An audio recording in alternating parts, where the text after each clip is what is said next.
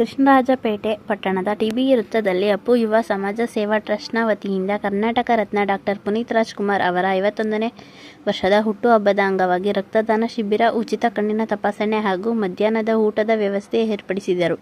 ಪುತ್ಥಳಿಗೆ ಹೂವಿನ ಅಲಂಕರಿಸಿ ಕೇಕನ್ನು ಕಟ್ಟು ಮಾಡುವ ಮೂಲಕ ಬಂದ ಭಕ್ತಾದಿಗಳಿಗೆ ಸಿಹಿ ವಿತರಣೆ ಮಾಡಿದ ನಂತರ ಅಪ್ಪು ಅಭಿಮಾನಿಗಳು ಸಂಭ್ರಮಿಸಿದರು. ಕಾರ್ಯಕ್ರಮ ಕುರಿತು ಮಾತನಾಡಿದ ಅಧ್ಯಕ್ಷರಾದ ಮಹೇಶ್ ಅವರು, ಪುನೀತ್ ರಾಜ್ಕುಮಾರ್ ಅವರ ಸಾಧನೆಗಳು ಅಪಾರ. ಅವರು ನಮ್ಮೆಲ್ಲರನ್ನು ಬಿಟ್ಟು ಹೋಗಿರಬಹುದು, ಆದರೆ ಅವರು ಮಾಡಿದ ಸಾಧನೆಗಳು ಜೀವಂತವಾಗಿವೆ. ಪುನೀತ್ ರಾಜ್ಕುಮಾರ್ ಅವರು ನಮ್ಮನ್ನು ಅಗಲಿ ಇಂದಿಗೆ 4 ರಿಂದ 5 ವರ್ಷವಾಗಿದೆ. ಅವರು 2021 ಅಕ್ಟೋಬರ್ 29ರಂದು ಹೃದಯಾಘಾತದಿಂದ ನಿಧನರಾದರು. ಅವರ ನಿಧನದಿಂದ ಕರ್ನಾಟಕದ ಜನತೆಗೊಳಗಾಯಿತು. ಪುನೀತ್ ರಾಜ್ಕುಮಾರ್ ಅವರು ಕರ್ನಾಟಕದ ಜನಪ್ರಿಯ ನಟರಾಗಿದ್ದು, ಅವರು 1985ರಲ್ಲಿ ಬೆಟ್ಟದ ಹೂವು ಚಿತ್ರದ ಮೂಲಕ ಬಾಲನಟನಾಗಿ ಚಿತ್ರರಂಗಕ್ಕೆ ಪಾದಾರ್ಪಣೆ ಮಾಡಿದರು. ಈ ಚಿತ್ರದಲ್ಲಿನ ಅವರ ಅಭಿನಯಕ್ಕಾಗಿ ಅವರು ರಾಷ್ಟ್ರ ಪ್ರಶಸ್ತಿಯನ್ನು ಪಡೆದರು.